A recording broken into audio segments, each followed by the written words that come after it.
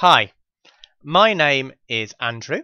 I am an English teacher and this is a free English lesson. The lesson is based on a vlog about the news. I hope you enjoy it. If you do, subscribe to this channel and you will receive more free lessons in future. I'm also here to help you if you have any questions about English. So if you have questions or doubts, leave your question in the comments section below this vlog on YouTube, and I promise you that I will definitely answer your question. Okay, let's begin with the first of today's two lessons. So, our first story this week concerns an attempt by countries such as Saudi Arabia and Egypt to ostracize Qatar by cutting off flights to the country and ending trade with them.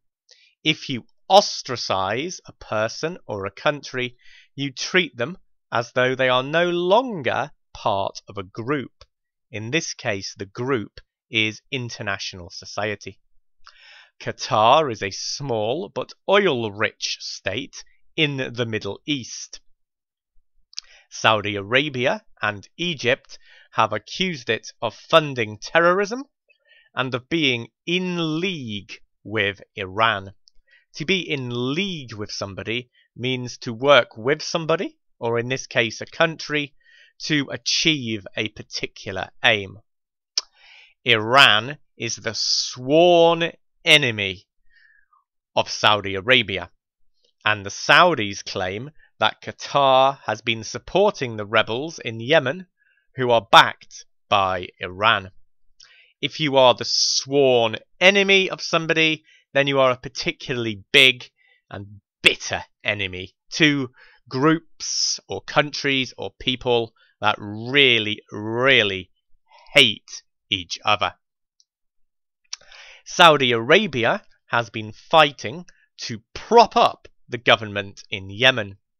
If you prop somebody up, then you keep them in power. So, if Qatar is on the other side, then this would explain the animus that Saudi Arabia is showing for Qatar. Animus means bad feeling. Qatar also stands accused of funding the Muslim Brotherhood, who were once the ruling party in Egypt, but who were removed in a military coup and are now regarded as a terrorist organization in Egypt.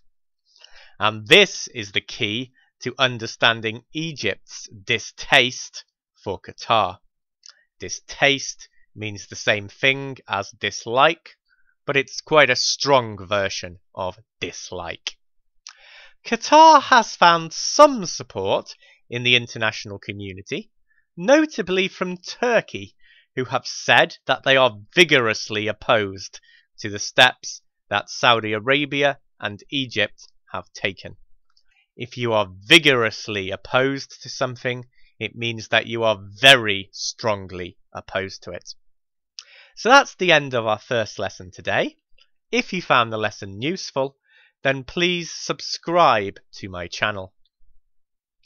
For our second story today, we return to the one, the only, and the infamous Donald J. Trump.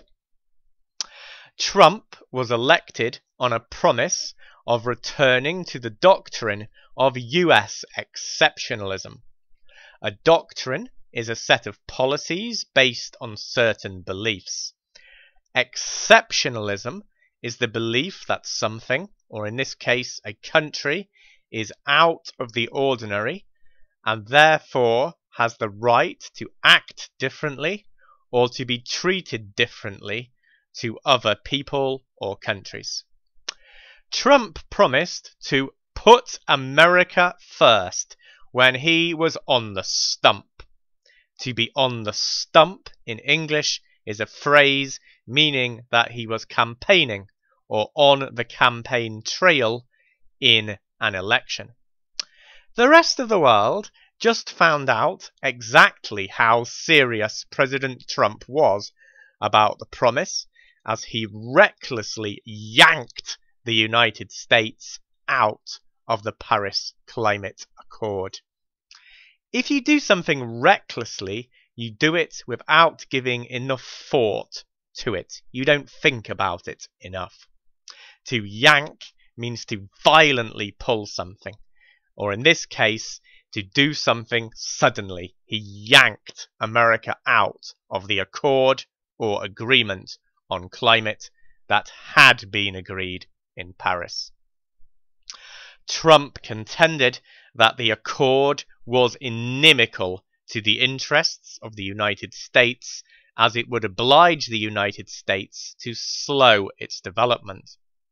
The crux of Trump's argument was that the accord allowed states such as India and China more room to develop than it did the United States. To contend means to make an argument about something. Inimical means harmful, or against the interests of someone or something, in this case, the United States. To oblige somebody means to force them to do something, to leave them with no choice other than to do it. The crux of an argument is the main point of an argument. Trump's move has been widely condemned as being selfish, and the fear is that the US withdrawal may cause others to go back on their commitments. To go back is a phrasal verb meaning to not keep to promises that have been made. So that's it for today's lesson. I hope it was enjoyable and useful. If it was, please subscribe, and remember, if you have any questions, please leave them as a comment below this YouTube video. Thank you and goodbye.